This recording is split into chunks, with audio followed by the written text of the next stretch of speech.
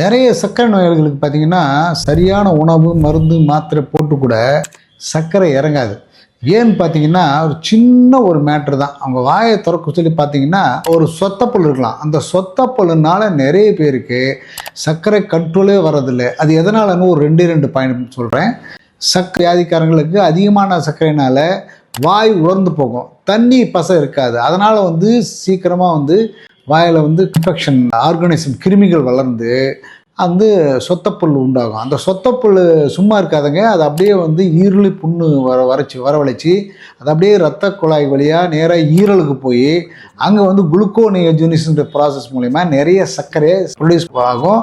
அதே மாதிரி இன்சுலினே சரியாக வேலை செய்ய வைக்காது. சர்க்கரைக்கும் சொத்தப்புல்லுக்கும் என்னங்க அப்படின்னு கேட்கலாம். அதனால தான் அவருக்கு சர்க்கரை கண்ட்ரோலே வராது. அவங்களுக்கு அந்த சொத்தப்பல்லை சரி பண்ணாவே நிறைய பேருக்கு சர்க்கரை கண்ட்ரோல் வந்துடும்.